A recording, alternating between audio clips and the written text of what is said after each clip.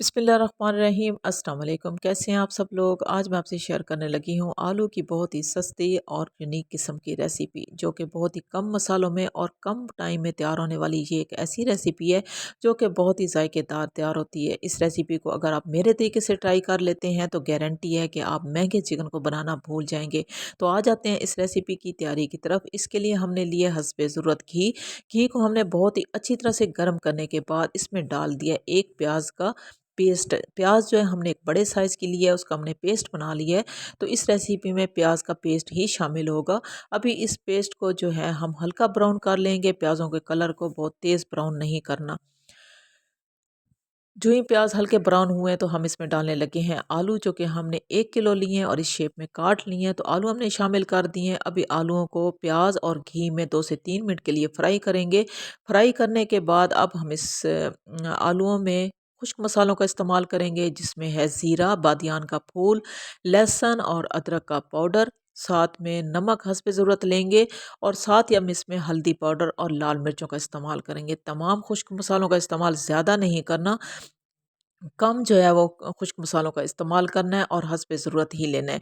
अभी हमने आँच को बिल्कुल स्लो किया हुआ है, क्योंकि ये एक ऐसी रेसिपी है जिसमें पानी का इस्तेमाल बिल्कुल भी नहीं होगा। अभी इन खुश्क मसालों को आलूओं में 2 से 3 मिनट के लिए मज़ीद फ्राई करेंगे, ताकि इनका कलर भी बहुत अच्छा आ जाए और खुशबू भी बहुत अच्छी आ जाए। आँच को तेज़ नहीं रखना, आँच को स्लो ही रखना है। अब हम इसमें डालने लगे हैं टमाटर का पेस्ट। आप देख सकते हो कि टमाटर का जो कलर है वो रेड है और इस रेसिपी में रेड वाले टमाटरों का इस्तेमाल होगा। 2 अदद हमने दरमियाने साइज़ के टमाटर लिए हैं। छिलका रिमूव करने के बाद हमने इनका पेस्ट बना लिया है। अब इन तमाम मसालों को आलू में अच्छी तरह से मिक्स करेंगे और मिक्स करने के बाद हम ढक्कन लगाएँगे और दरमियानी आँच पे पकने देंगे, ताकि आलू जो हैं वो सॉफ्ट हो जाएँ। 2 से 3 मिनट पकने के बाद हम मज़ीद चेक करेंगे और मज़ीद इसमें हम काली मिर्च साबित हमने लिया है वो शामिल करेंगे। साथ ही हम खुश्क धनिया जो हमने साबित लिया है वो हम शामिल करेंगे। मिक्स नहीं करेंगे, बस ढक्कन लगाएँगे और दम वाली आँच पे छोड़ देंगे, ताकि हमारी बहुत ही ज़बरदस्त किस्म की ये रेसिपी तैयार हो जाए। अभी आपको दिखा देते हैं 3 से 4 मिनट दम आने के बाद हमारी ये रेसिपी बिल्कुल तैयार हो चुकी है और बहुत ही ज़बरदस्त खुशबू और जायके के साथ ये तैयार हुई है। अब हम इसमें डालने लगे हैं हरी मिर्चें और हरा धनिया, जो कि हर रेसिपी की तकरीबन जान ही होती हैं। इससे लुक भी बहुत ही अच्छी आ जाती है और खुशबू भी बहुत ही अच्छी आ जाती है।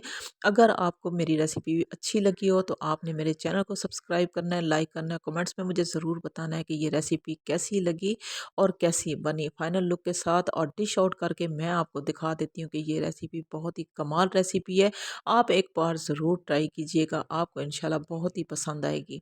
इसी रेसिपी के साथ आपसे इजाज़त लेंगे। अल्लाह हाफ़िज़।